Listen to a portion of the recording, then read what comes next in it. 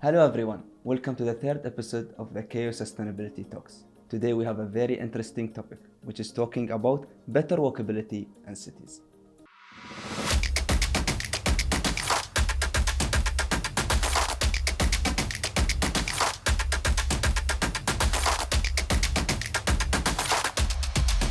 And I really would like to discuss this thing with you, but we have today a very special speakers, which are Rahma and Reem. So how are you doing today? I'm good. good. So can we start by Rahma by introducing yourself to us? Sure. I am Rahma Abdelghani. I'm a PhD student. I'm a second year PhD student in civil infrastructure and environmental engineering. I'm a part of Dr. Khalid Al-Awadi's research team where we study sustainable infrastructure in cities and how to improve, raise their sustainability, improve walkability and other aspects of cities such as public transportation and so on. Hello, I'm Reem Al-Abtawi. I'm a research assistant at Dr. Khalid Al-Awadi's research team, also working alongside with multiple master students and PhD students with Dr. Khalid. Dr. Khalid Al-Awadi has been studying walkability and better transportation in UAE for the past 10 years now. In this work, we also try to see how cities could be more sustainable through walkability and less usage of cars, and how we could lower the CO2 emission and have a more sustainable lifestyle for residents. Mainly now we are focused in Dubai and Abu Dhabi, but we also explore things beyond that in GCC. And that's what we do basically. We're glad today for having you to talk about this interesting topic. So before going further with this topic, can one of you give us an intro about what is walkability in cities? Definitely. So walkability is a global initiative. It started from our original cities. The opposite of walkability is car-centric cities, which is what we have now. And what we have now is not enough. We want to improve. Right? What's the problem with car-centric cities and car-centric design? Many problems with pollution, with public health, for instance. Of course, pollution is the main problem that we are discussing since we are approaching COP28. For instance, car-centric design, other than it uses, of course, car exhaust and that releases greenhouse gases, but the transportation sector actually consumes 30% of the country's energy consumption share. So it has a share of 30%. Which is a large share if you think about it. And what motivates us is that we would like to decrease this share. How do we do that? So the walkable city initiatives have many core principles behind it, such as connectivity. So why do people not walk? What's the issue? So one of the main core principles is connectivity. So places are not connected together, for instance, or people don't think they are connected to where they want to be. Whether that is by transportation or by proximity. So either they can't find a way to go by public transportation or they are not close enough to walk. So, of course, Walkable City Initiative has many core principles that try to address this problem. The main goal behind them is to create cities that are more livable and more sustainable and encourage more people to walk, bike, and use public transportation. So what you're saying is that most of the car-centric that we have, or this huge number of cars we have, is happening because things are not connected together, like the buildings or things are far from each other. But you don't see even the weather is responsible about that. I will not walk in a 50 degrees Celsius area to go to work from my home. There are many factors contributing to that, of course, and one of them is weather, of course. But what about when the weather is good? For example, from November till March or April, do people walk? Or do they still use their usual patterns, what they are used to? If we could actually make people to walk from November to April, that would also decrease energy consumption. So I understand it's not realistic to ask people to walk in the summer, but summer is at its height for maximum 4 to 5 months. What about the rest of the year? Yeah, so even a day will matters in this consumption. That's nice, really. So let's have the mic to you, Reem. With the upcoming COP28 hosted in the UAE, why is Walkable City Initiative being spotlighted? Okay, so if we are talking about better cities, more sustainable cities, what is the best way to reduce CO2 consumption, to reduce pollution, is to reduce the use of cars, right?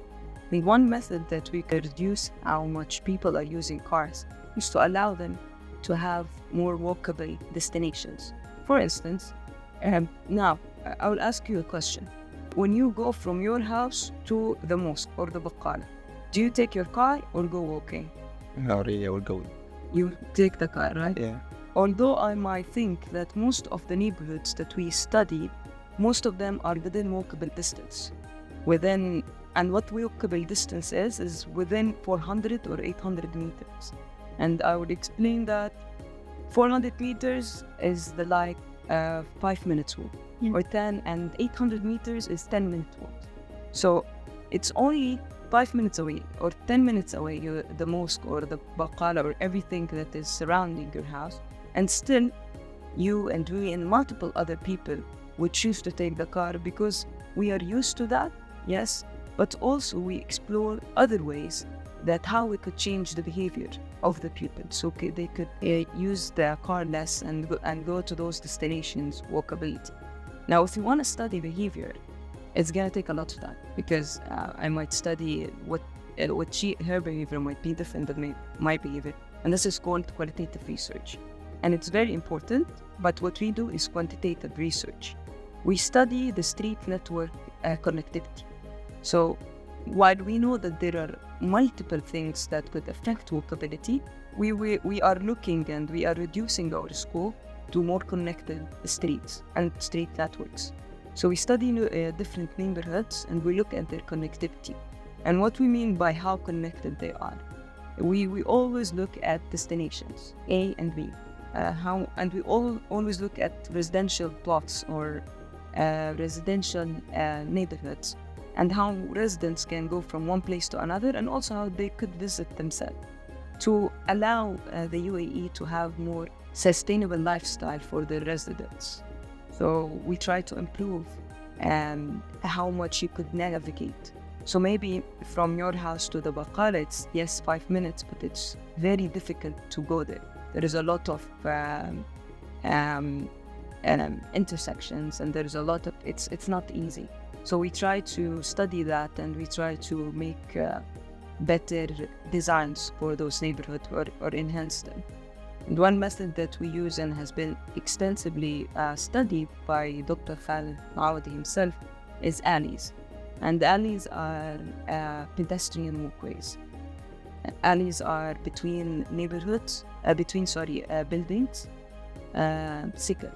They're between two houses. And we study how we could let people use those pedestrian walkways as minor, and also in some papers as major, to their destinations. And with that, we could reduce the use of cars through more walkable cities and different alternatives that people have. So it's like having shortcuts so they can reach their destinations faster. Yes, for sure people will prefer to walk instead of going by the car. Since sometimes we have shortcuts like this, it's more easier and faster to reach your destination instead by going by the car. So, moreover, can you deliver deeper into the 15-minute city concept? Or how does it redefine the urban experience for residents? Yes, I think in the COP28, many of the topics are going to be discussed in terms of walkability and how we are seeing our cities in the future, right? And during the pandemic, I think in our lab we have worked on, we have explored different things. In the pandemic, everyone was locked in their houses. And we realized how important it is to have destinations that are walkable, because there was a lockdown. You couldn't use your cars and you couldn't go to destinations. So this is not anymore a local problem. It became a worldwide problem. Many cities realized that in car-centric cities that Rahma just discussed, all of the destinations are done by cars. So really, it does not matter for us as planners where we are going to put the modes. We put them anywhere in terms of the city, and by car you could reach them. But after the pandemic, when there was lockdown, when there was restrictions on some streets, we get to realize, and when people realize how important it is to walk outside and to have a breather, and how much it's important to your well-being and mental health. So what was in the walkability in the pandemic was a changing point to many cities. Today, more than 250 cities around the world have signed to make their cities a 15-minute city. And what is a 15-minute city? Those are cities that are walkable within 15 minutes. So you could reach all of the destinations within a 15-minute city. And by that I say schools, groceries, all of the essentials that the human needs are within walking distance. And we could look at Dubai. Dubai is, in 2040, it's going to be a walkable city, a 15 to 20 minute walkable city. And we saw in this year was the first year that we saw those maps coming out to Dubai.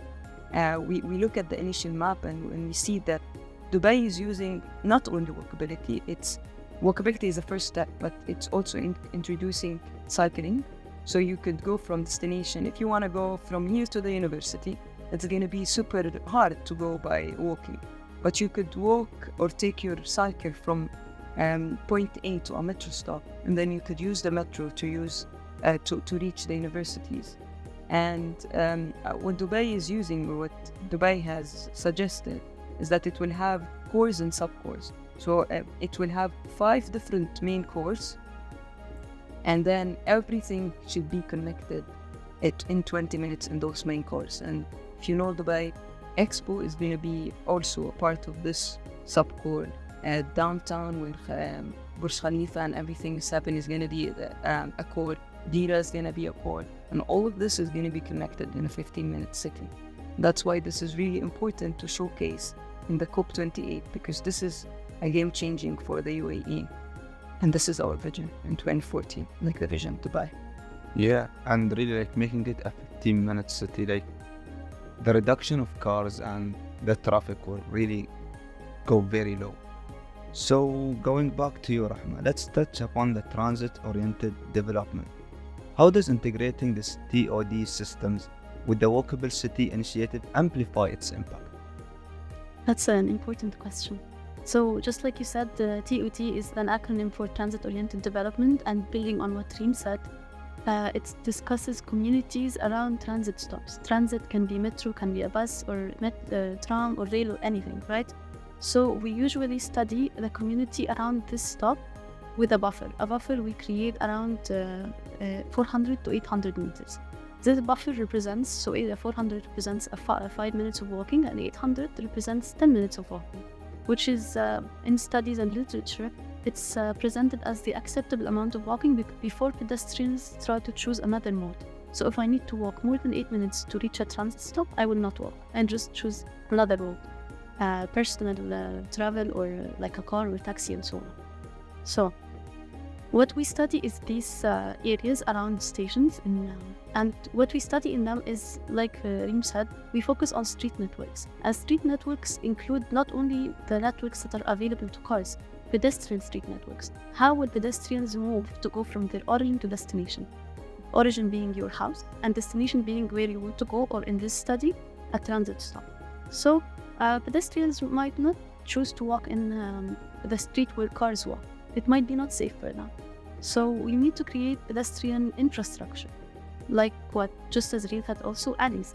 Alleys is an important infrastructure that is also underutilized in the UAE. Some of the, for example, people might use them to reach their daily destinations, such as the mosque, the groceries, anywhere close to them. But what if the alley is not safe enough, or it's sandy, or they might not choose to use the alley? They might choose to use the street network, which might make their walk longer. So also the study will focuses on creating or improving the state of this pedestrian infrastructure. So a pedestrian infrastructure is what or how the pedestrian will choose to walk from their origin to their destination. In order to make it shorter, actually a lot of the studies done prove that it could be up to 60% shorter to use alleys than to use street networks and just walk alongside the cars. So, within walking distance of these transit stops, we are trying to improve the infrastructure and improve pedestrian walking infrastructure generally. Additionally to that, or additionally to proximity to transit, we're also focusing on the mixed land uses. So, what if I am within in this buffer area, I am at my home, at my origin, and all my destinations or around me at 400 meters are only houses or residential spots. Where am I going? I have no destination, right? So in order to go somewhere, you need to have a destination, and an attractive destination, of course. So if I live in a mixed-use area, an area where, for example, in the core of my neighborhood, there is a residence, but on the edges of the neighborhood there are shops, cafes, supermarkets, salons, wherever you want to go. So there are attractive destinations that I might want to walk to. But if there aren't, for example, if I live somewhere that's purely residential, and if I need to go to any simple task, any simple chore, I need to ride my car, then it will not be supporting the transit-oriented development. So part of supporting transit-oriented development is around transit stops or bus stations or metros. We support or we create and support these areas to have mixed-use developments, so that pedestrians have somewhere to go, right? In each neighborhood at least, because if they have nowhere to go here, of course they will take their car and go somewhere else. Additionally, another point is having higher densities. Going to the point before you go further with this, like what you're talking about now is like what we can see in the town halls you have in Abu Dhabi. Like the houses are like surrounding the middle area where we have a mall or we have a gym. Yeah. So it's in that way, yeah? Exactly. A lot of these points are actually applied in Abu Dhabi's new initiatives.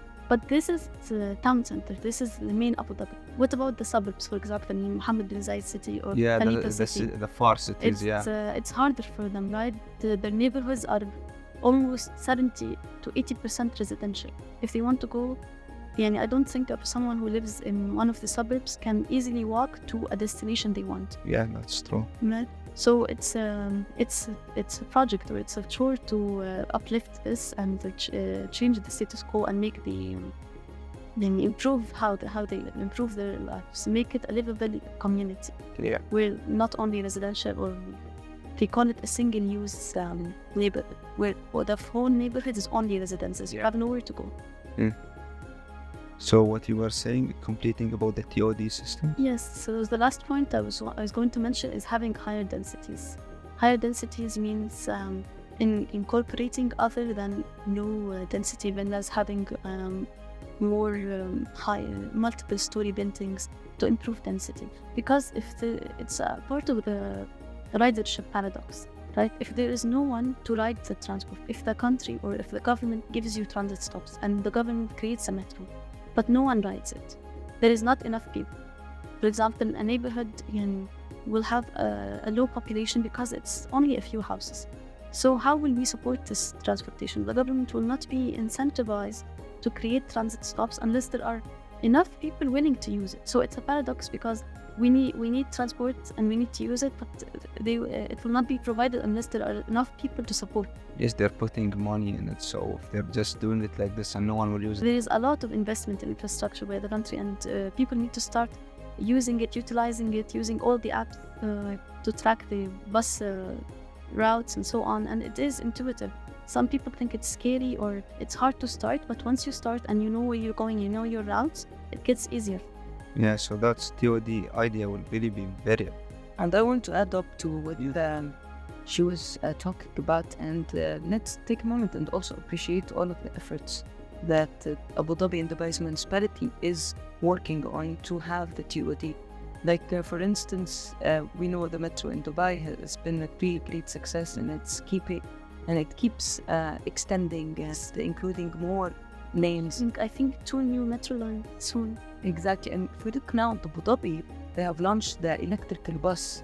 And at the beginning, when they put the metro, like everyone was saying this will not be successful, but it really get a very huge success in that area. Yeah, it has millions of passengers. Of course, if you go now to use the metro, you are lucky if you found a spot. Like you have to be the first one to ride in, to have good supplies. And also how there are places for women, there are places for men, and like you could really, there's flexibility in this metro system in Dubai. And also here in Abu Dhabi, this new initiative that just started in October, they have the electrical bus that's running the city through the weekends only. They are testing it. It's like a pilot study. And it's really interesting because this bus is fully electrical and it's free of charge. And it runs from Al Reem Island to Yas Island. And this is still new. It just started. It's just launched. And it's impressive how much they are willing to test the TOD for future plans that we are all now listening to, like Al-Ittihad Rail, that is not going to be only about Dubai and Abu Dhabi and connecting them. We're going to go beyond into connecting GCC cities. And this is what COP28 is about. It's about sustainability that goes beyond just UAE and to further than that, to the globe. Finally, I want to see this from both of your perspectives. Looking ahead, what are the next steps or future endeavors for the Walkable City Initiative, specifically after the discussion of the COP28? I think that there are, considering that the COP28 is going to have a lot of political people that are decision makers. And everything that we discussed today is well studied in urban planning. In the research lab, for instance, Dr. Khalid Awadi's research team that we're part of, we know a lot about this because we have been studying a lot. Now, what's the critical point is how we can implement it. And implementing those ideas need power. Power in terms of money and political decisions. COP28 is a good place where the municipalities and different cities can discuss joint projects that could enhance walkabilities in cities and putting some rules that allow those cities to follow, to have more walkable cities. So it's not an option anymore. They have to follow some rule to make the cities more walkable, to reduce this huge consumption.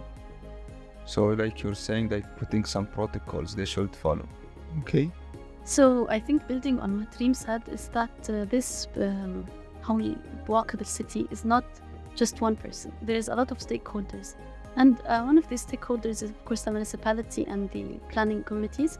But also of these stakeholders are pedestrians. So I believe that the municipality and the government are on the right route. They're always supporting pedestrians. They are creating every day and opening new sidewalks, new pedestrian infrastructure such as the air-conditioned bus stops, and they're always investing a lot of money in infrastructure. So in turn, I think going forward, there should be more raising the awareness of pedestrians of the presence of this infrastructure. They should maybe raise their awareness about how to use the transportation apps, raise their awareness about their impact in greenhouse gas emissions, their impact in energy use. So it's a partnership between all these stakeholders, and I think if they raise the pedestrian awareness to all the initiatives that are undergoing right now and the amazing investments, it will be, of course, it will be worth it. It will be an improvement. It was really a nice talk with you about this topic, and now before using my car, I should think about if the distance is close, or even if the weather is hot. I will remember both of you and I will walk. Thank you everyone for listening to this podcast, and hope you have enjoyed. And thank you Rahma and Reem for being the speakers of this podcast, and hope you have enjoyed the questions. Thank you.